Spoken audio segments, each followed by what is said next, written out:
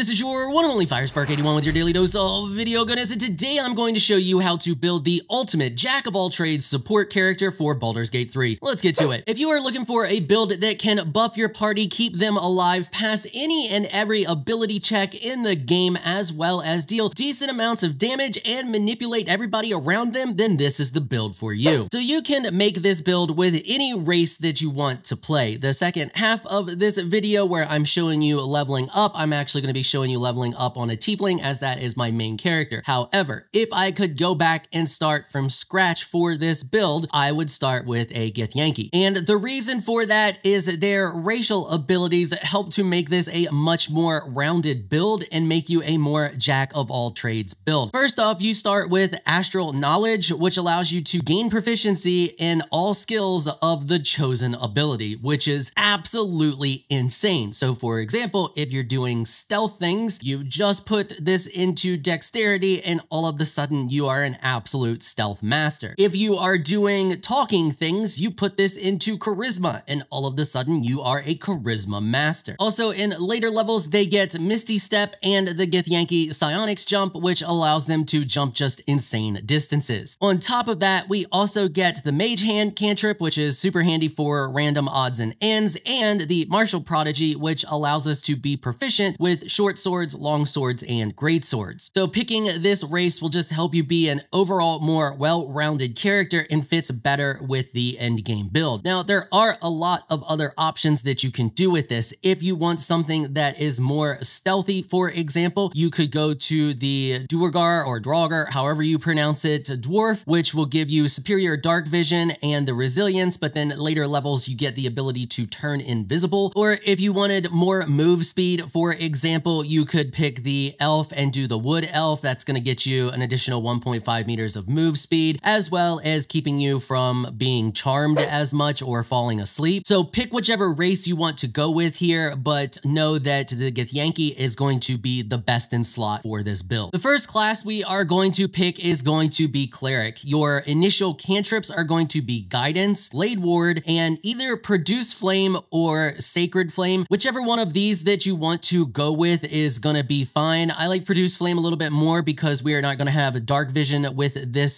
specific class. So having Produce Flame is going to allow us to light the area around us. In lots of different situations in this game, it is often dark. So this is going to have really high utilitarian purposes. For our subclass, we're going to pick the Life Cleric. Worship whichever deity that you want to worship. That's not really going to matter. But by picking the Life Cleric, we are going to get the ability to wear heavy armor, which is going to be insane. For our background, you want to pick the Guild Artisan. This is going to give us insight proficiency, which is going to help us read people better in the game, so we'll know easily when someone is lying. And we are also going to get persuasion proficiency from this as well, giving us the ability to persuade people very easily. For our ability setup, we are going to go 8 in strength, 10 in dexterity, 10 in constitution. Yes, we are going to be a little squishy. 16 in intelligence, 14 into wisdom, and 16 into charisma, and this will make sense when we get further on into the build. You'll get to pick some other proficiencies here due to our being a cleric. You can choose either history, religion, or medicine. I advise choosing religion and history. Those are going to show up a good bit more than medicine. Medicine does show up, but I have not run into it nearly as much as I have run into religion and history, religion being the top one out of these. For your prepared spells, I would advise starting with Sanctuary, Command, and Healing Word. These are going to be super handy when you're first starting off in the game. Command is insanely strong, so is Sanctuary, and Healing Word is going to help keep your party alive if you are not running with a healer. If you are running with another healer, taking Guiding Bolt may be a bit of a better option, but you can swap these out at any time you are not in combat, so, you know, choose whichever here to start with. Once you hit level 2, you are going to multi-class. You are going to multi-class into Wizard. For your cantrips, I advise going with Firebolt, Ray of Frost, and Shocking Grasp, or True Strike, but I kind of prefer Shocking Grasp a little bit more, as it allows you to easily walk up and electrify puddles of water, or you can freeze puddles of water or other liquids, and Firebolt is great for lighting things on fire. For your selected spells in the first set of spells you want to learn, because you are a wizard, you will find all of these scrolls in and out the game as you're playing and be able to learn them, but I would advise starting with Shield, Bard, this is super handy for making you more tanky because you'll already be able to wear heavy armor, and this will just add 5 armor class on top of that, as well as making you immune to magic missile. Expeditious Retreat is super handy for mobility. Chromatic Orb is super handy for creating surfaces. Magic Missile, great for shooting around corners. Ray of Sickness, really good for poisoning enemies, and Ice Knife is decent amount of damage and can create a puddle of frozen water or ice surface underneath of a target as well. But these are just my suggestions for having a good mix of utility as well as being able to deal some damage if need be, but in the end, pick whichever ones out of here that you like the best. At level 3, we are going to pick our next and final class, and that is Bard. Yes, this is an insane tri-class build, and it is good at so very many things. For our cantrips, I would advise going with Vicious Mockery. Then pick your choice of either True Strike or Light. Once again, lighting things up in this game is super handy for characters that do not have dark vision. I haven't found much use for Mirror Image. True Strike is nice, but it's a concentration spell, and I try to avoid those when I can, but it is nice to give you advantage on attack rolls. So either one of these, pick whichever one you want. I'm going to throw Light in here. For our spells, now keep in mind that there are a lot of Bard spells that will intersect with our Wizard spells, even some of which will, like you can see here, Healing Word, that will intersect with our Cleric spells. Now, we don't really want to worry too much about the Cleric side of things as we have enough spell slots over there in Cleric to get a nice mix of healing and buffing. However, when it comes to the spells that intersect with our Wizarding spells, we want to select spells for our Bard that we want prepared all the time because we only have a limited number of Wizard spell slots that we can equip spells into. So when you're picking these, we want to think, what do we want to always have available? One of those is going to be Heroism. This is a really handy spell. Yes, it's a concentration spell, which kind of sucks, but it's super handy for putting on any of your martial or fighter style characters. Then I would highly suggest going with Dissonant Whispers, Fairy Fire, and definitely Thundering Wave. This spell is a hidden gem and absolutely insane. And for our abilities, make sure that it is set to Deception. At level 4, we are going to continue to stick with Bard, and I would choose either Speak with Animals or Tasha's Hideous Laughter. Speak with Animals is going to be really handy for talking to other random animals in the game and possibly finding hidden side quests. If that's your jam, I would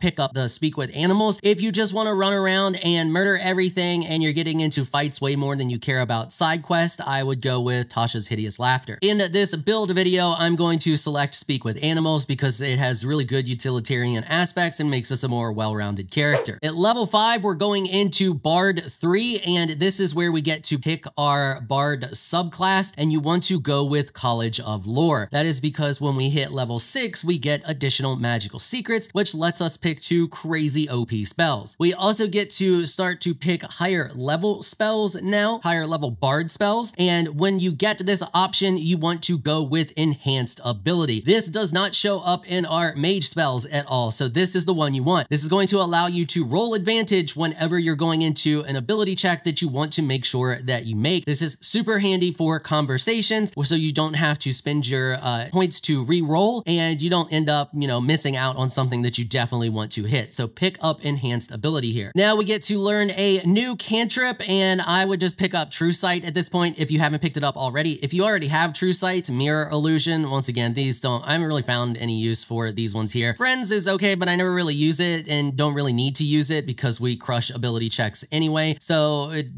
just go with True Strike if you don't have it already. For our spells, you have a few different options depending on your specific style of play. However, I would highly suggest going with Cloud of Daggers. Now, pretty much all of these spells you'll have access to because you are a mage, but having Cloud of Daggers always prepared is a really handy AoE spell for cutting off an area and weakening enemies as they come into your frontline characters. This kind of just softens them up a little bit so that your frontline characters can rip through them faster and helps you deal with large groups of enemies if you have choke points on the map. And most of the time when you are in fights, you're going to have easy choke points available to you. So just having this always available is extremely handy and saves you from having to equip it into one of your wizard slots. We also now get to pick our first feat, and we are going to choose ability improvements and bump our charisma up to 18. We are mainly a bard, so having our charisma at 18 is what we want. This is going to help our bard spells hit that much much harder. At level 7, we are going into Bard 5. We get to pick a new spell here. I suggest choosing Fear. This is a super handy spell to cause a bunch of enemies at one time to drop their weapon. Once again, a lot of these you are going to have access to because we spec'd into Wizard one time. There is one here that you will not get access to through being a wizard, and that is Plant Growth, and that would be the second option that I would suggest taking. Wizards don't get this. This is a druid spell as far as I know, but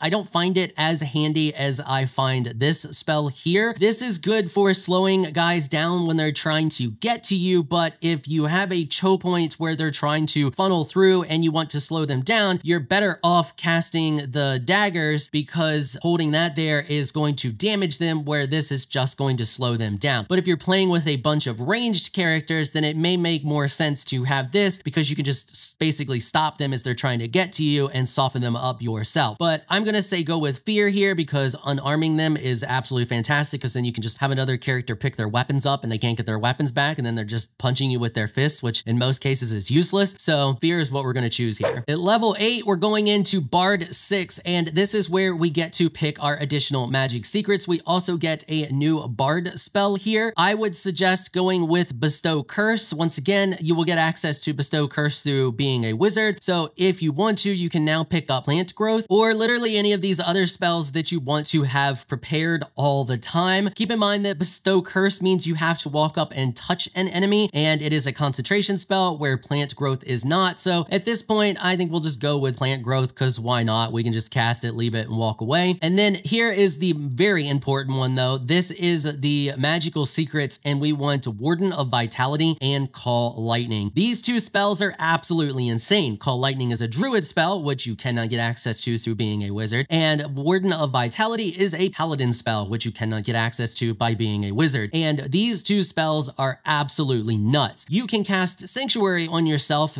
keeping the enemy from ever targeting you, then cast Warden of Vitality on yourself and use your bonus action every single turn to heal one of your allies. You can also use Call Lightning to do pretty decent damage to an area. Note that it is a concentration effect. Enemies can roll a dex save on this, which causes them to only take half damage, but it is still a very handy spell to have because once you cast it for 10 turns, you can continuously cast it over and over again without having to use up any spell slots. And from that point on, you just want to continue to level Bard. Once you hit max level of 12, that would put you at Bard 10, which should get you your last magical secrets selection. From there, there's a bunch of different very high level spells that you can pick from. I would suggest something like maybe Death Ward or Contagion. Any of those spells is going to be insanely handy to use to have always prepared. So just pick whichever ones you feel best fits your current playstyle at this point in the game. Now, here is the fun part about this build. If we take a look at our spell book, you can see we have 3 slots in our cleric tree that we can put whatever we want in at any given point of time. If you're doing a lot of attacking with this character, I would suggest using Guiding Bolt as your main attack,